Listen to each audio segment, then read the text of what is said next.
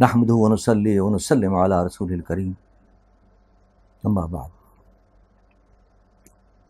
حضرت مولانا روم رحمۃ اللہ علیہ نے ایک واقعہ نقل فرمایا ہے کہ ایک فاحشہ اور بدکارہ عورت تھی جس کی وجہ سے پورا معاشرہ خراب ہو رہا تھا، پورا علاقہ گناہوں کا گڑھ بن گیا تھا۔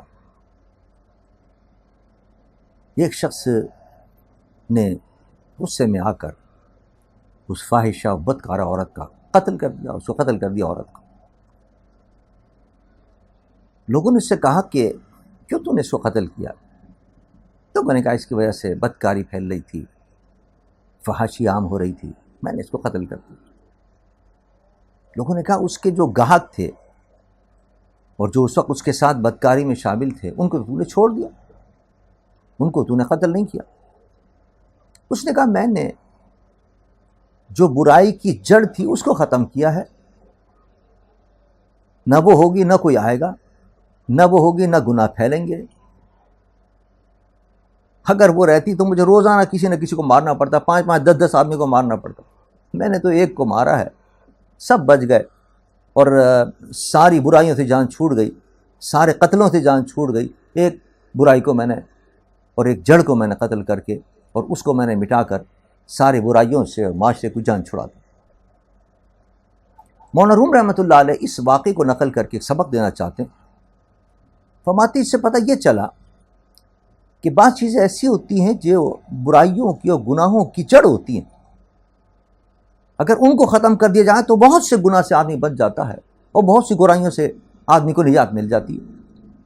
مثلا مثال کے طور پر شراب ہے، شراب کو ام الخبائث کہا جاتا ہے کہ برائیوں کی یہ ماں ہے، برائیوں کی جڑ ہے۔ یہ جب انسان شراب پی لیتا ہے بے ہوش ہو جاتا ہے، بے ہوشی کے اندر وہ اول فول بکنے لگتا ہے، گالیاں دینے لگتا ہے، کفر کی باتیں اس کی زبان پر آتی ہیں، شرک کی باتیں اس کی زبان پر آتی ہیں، گالیاں اس کی زبان پر آتی ہیں۔ بے ہوشی کے عالم کے اندر وہ نماز نہیں پڑھ سکتا، نماز اسے ترک ہو جاتی ہے، روزہ اس سے چھوٹ جاتا ہے، تلاوت قرآن اس سے چھوٹ جاتی ہے، سارے اچھے کام اس سے چھوٹ جاتے ہیں۔ نہ اس کو اپنا ہوش ہوتا ہے، نہ اپنے تن و بدن کو ڈھانپنے کا ہوش ہوتا ہے۔ یعنی ایک شراب نے کتنی گناہ اس سے کروا دیے اور کتنی برائیاں اس شراب کی وجہ سے ہو رہی ہیں۔ ایک شراب چھوڑ دے آدمی تمام برائیوں سے بچتا چلا جائے گا۔ اس لیے سو کہا ام الخبائث کہ یہ تمام برائیوں کی جڑ ہے، اس کو چھوڑ دو، بہت سی مصیبتوں سے اور بہت سے گناہوں سے تم بچتے چلے جاؤ گے۔ اسی طرح مولانا روم رحمۃ اللہ علیہ اس واقعے سے دوسرا واقعہ دینا چاہتے ہیں کہ انسان کے اندر بہت سی بری عادتیں، بہت سے گناہ وہ کرتا ہے، لیکن ان سب کی جڑ کیا ہے؟ وہ نفس ہے انسان کا۔ نفس انسان کو برائیوں کی طرف لاتا ہے۔ وہ کہتے ہیں کہ نفس کو قابو میں کر، جس کو تصوف کی زبان کے اندر نفس کشی کہتے ہیں کہ نفس کو مار۔ اس نے وہاں ایک عورت کو مارا، تو اپنے نفس کو مار لے، نفس کی وجہ سے جتنی برائیاں ہو رہی ہیں ان سب برائیوں سے تجھے نجات ملتی چلی جائے گی۔ یہ نفس تیرا دشمن ہے۔ دوسرا اگر کوئی دشمن ہو، وہ اگر تجھے قتل کرے گا، اگر تیرا کوئی کافر جنگ کے اندر تجھے قتل کرے گا تو تجھے شہادت کا مرتبہ تو ملے گا۔ ٹھیک ہے، مولانا روم رحمۃ اللہ علیہ فرماتے ہیں کہ یہ نفس ایسا ہے کہ تجھے مارے گا یہ، تو اس کی مار سے دنیا میں بھی تو ذلیل ہوگا اور آخرت میں بھی تو ذلیل ہوگا۔ لہٰذا سب سے بڑا دشمن تو تیرا نفس ہے، کوئی تیرا دشمن نہیں ہے۔ اصل نفس تیرا دشمن ہے، تو اس کو ٹھیک کر لے، دنیا سے ساری دشمنیاں تیری ختم ہوتی چلی جائیں گی۔ آپ فرماتے ہیں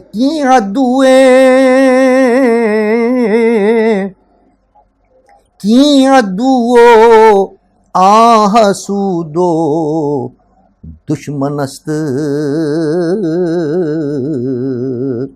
خود حسودو دشمن او آتن است۔ تم کہتے ہو یہ میرا مخالف ہو گیا، وہ میرا مخالف ہو گیا، وہ میرا دشمن ہو گیا، وہ مجھ سے حسد کرتا ہے۔ مولانا فرماتے ہیں کوئی دشمن تیرا نہیں ہے، اصل تو تیرا تن اور تیرا نفس تیرا دشمن ہے، اس کی وجہ سے سارے دشمن ہو رہے ہیں۔ جب اس نفس کی وجہ سے تیری بری عادتیں، تیرے برے اخلاق، بری زبان، بد زبانی، جھوٹ، کذب، الزام تراشی یہ شروع ہوتی ہے اس نفس کی وجہ سے، تو سب تیرے دشمن ہو جاتے ہیں۔ اصل تو دشمن تو تیرا نفس ہے، تو اپنے نفس کو درست کر لے، اس کی عادات کو درست کر لے، تیری عادات درست ہوتی چلی جائیں گی، پھر کوئی دشمن نہیں رہے گا تیرا۔ آپ فرماتے ہیں از وکی دنیا خوش برتست تنگ اسپے او با حق و با خلق جنگ، نفس کشتی باز رستی زرتزار و کسترا دشمن ماند دردیار۔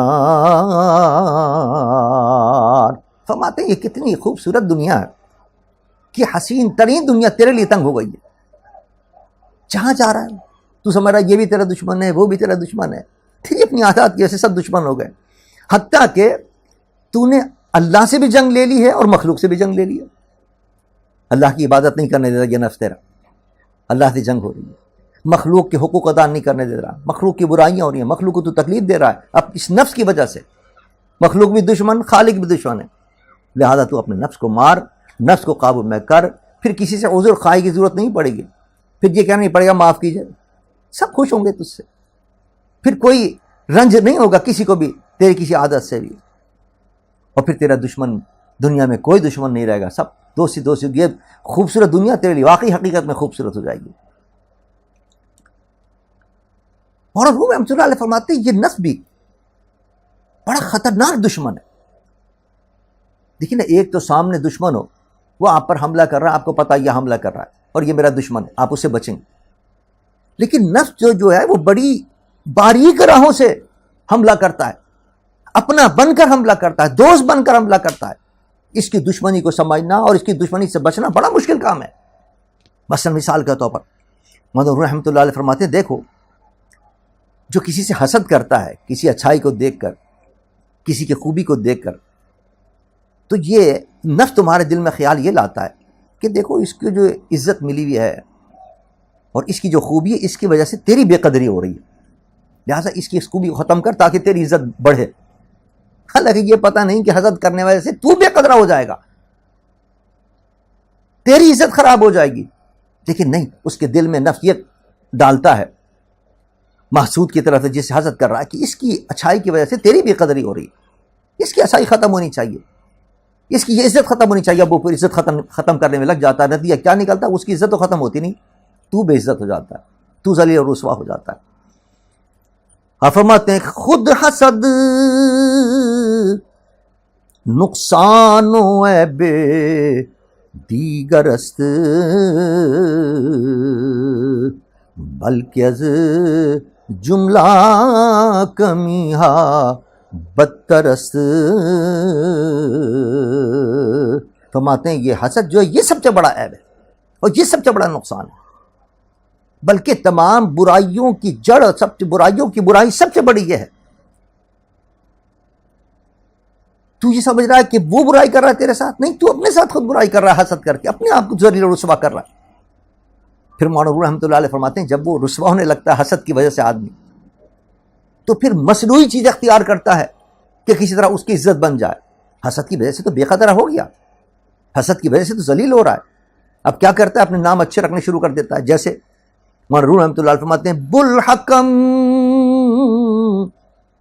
نامش بدو بو جہل شد، اے بسا اہل از حسد نا اہل شد۔ فرماتے ہیں ابو جہل میرے آقا سرور دو جہاں صلی اللہ علیہ وسلم کی عزت، عظمت، شان و شوکت کو دیکھ کر حسد میں مبتلا ہو گیا، حسد کی وجہ سے حضور کا اتباع نہیں کیا، حضور پر ایمان نہیں لایا، حضور کی پیروی نہ کی، جلتا رہا حسد کے اندر، حضور کی توہین، حضور کی گستاخی، حضور کی بے ادبی کے اندر لگا رہا، اور اب اس حسد سے جب وہ خود ذلیل ہونے لگا تو اپنی ذلت کو مٹانے کے لیے اپنا نام کیا رکھا؟ ابو الحکم، لقب بڑے بڑے رکھنے شروع کر دیے تاکہ میری عزت بنے۔ لیکن کیا ابو الحکم سے اس کی وہ جو کمتری اور ناقدری تھی وہ ختم ہو گئی؟ نہیں، حسد کی وجہ سے جو ذلت ہو رہی تھی وہ ذلت تو باقی رہی اس کی۔ ہاں اگر وہ اتباع کر لیتا تو عزت پا جاتا، اس کو عزت مل جاتی. پتہ یہ چلا مولوی رحمۃ اللہ علیہ سبق دینا یہ چاہتے ہیں کہ حاسد کو چاہیے کہ وہ محسود جس سے حسد کر رہا ہے اس کی فضیلت، اس کی عزت، اس کی شان و شوکت کا انکار نہ کرے.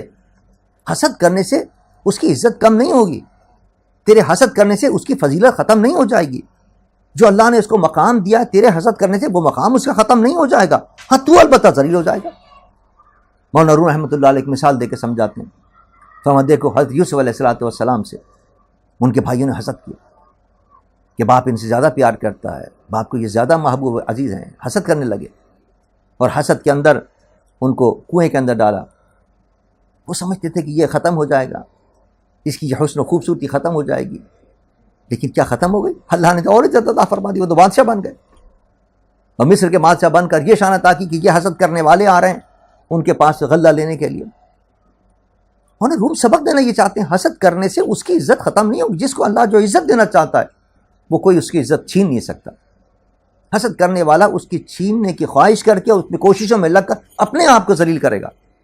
محسود جس سے وہ حسد کر رہا ہے اس کے اندر کوئی کمی نہیں آئے گی، اس کی فضیلت میں کوئی کمی نہیں آئے گی، اس کی عزت میں کوئی کمی نہیں آئے گی.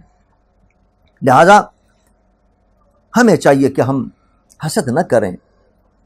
جس کو اللہ نے جو عزت دی اس کی عزت، اس کی فضیلت، اس کے مقام کا اقرار کر کے اس کی تعظیم کریں، اس کا احترام کریں، اس کو اپریشیٹ کریں تو اللہ تعالیٰ تمہیں بھی عزت عطا فرما دے.